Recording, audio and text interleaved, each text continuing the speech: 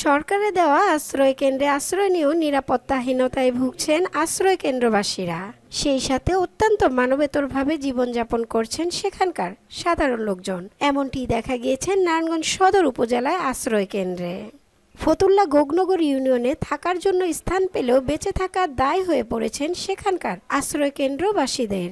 কর্মস্থল দূর হওয়ায় গাড়ি ভাড়া চলে যায় কর্মের অর্ধেক টাকা। কারণ লোকালয় থেকে দূর হওয়ায় সেখানকার আশ্রয় কেন্দ্রবাসীদের নেই তেমন কর্মের সুযোগ। যে টাকা কাজ করে উপার্জন করে আয় করেন তা গাড়ি ভাড়ার কাজে খরচ না করে সেই টাকা দিয়ে ঘর ভাড়া করে কর্মস্থলে থাকেন বেশ কয়েকজন আশ্রয় কেন্দ্রবাসী। ফলে দেখা যায় অনেক ঘর পড়ে থাকে তালা দেওয়া অবস্থায়। আমাদের এখানে মহিলারা যে আসে তাকে একটা কাজের একটা ব্যবস্থা করে দেন, যে মহিলারা গরিব মানুষ কিছু করে খাইতে পারবে, বা ছেলে মেয়েদের একটা মিল ব্যাটারি, একটা বাজার, একটা হাট বাজার, মানে এটা করে দিলে গরিব মানুষ সরকার ঘর দিছে না, আমরা কি করে খাবো, আমরা একটা ব্যবস্থা। আমি যেমন সেলাইয়ের কাজ জানি, কিন্তু এখানে আমি সেটা পাচ্ছি না। আমার নারায়ণগঞ্জ থেকে কাজ এনে করতে করতে ভাড়া দিয়ে আমার জায়গা, তাহলে দয়া করে এই ব্যবস্থা করবেন যেমন প্রত্যেকে যেমন ঘরে বসে কাজ করতে পারি, কিংবা এখানে একটা কাজের ব্যবস্থা করা হয়। কাজ করি আমরা বাঁচতে চাই, শুধু দয়া করে এই ব্যবস্থাটা আমাদের জন্য করবেন।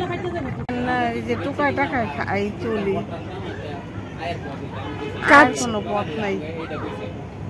এই টুকায় আনি খাই, কাজকর্ম করি খাই। সময়তে তো কাজকর্ম থাকো না, ছেলে একটা ছেলে, কাজ নাই কর্ম নাই।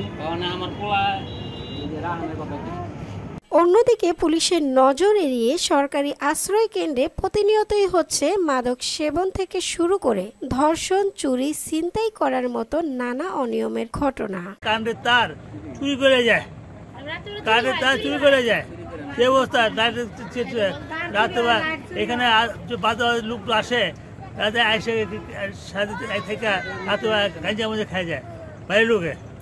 এই এলাকা বাইরের মানুষ লোকে গাঞ্জা খায়, এই অবস্থা খুব খারাপ অবস্থা হয়ে যায়। তাদের কিছু করতে গেলে তাদের আমার খারাপ ব্যবহার করে, তারা আমার অনেক খারাপ ব্যবহার করে।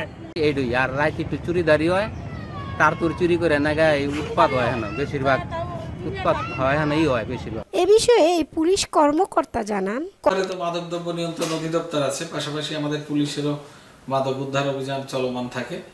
আর যেখানে মাদক সেবী আছে তাদেরকে বিভিন্ন সময় মোবাইল কোড করেও সাজা দেওয়া হয়। আর আমাদের মোবাইল পেট্রোল, ফুড পেট্রোল এসব টিমগুলো নিয়মিতভাবেই এসব মাদক সেবী মাদক উদ্ধারের ব্যাপারে তৎপর আছে। চুরি ছিনতাই রোধ করার জন্যও আমাদের মোবাইল টিমগুলো সক্রিয় রয়েছে। কর্মের সুযোগ পাওয়া ও নিরাপদভাবে বেঁচে থাকা এমনটাই চাওয়া সরকারি আশ্রয় কেন্দ্রবাসীদের। মনি ইসলাম, বাংলা ভিশন ডিজিটাল, নারায়ণগঞ্জ।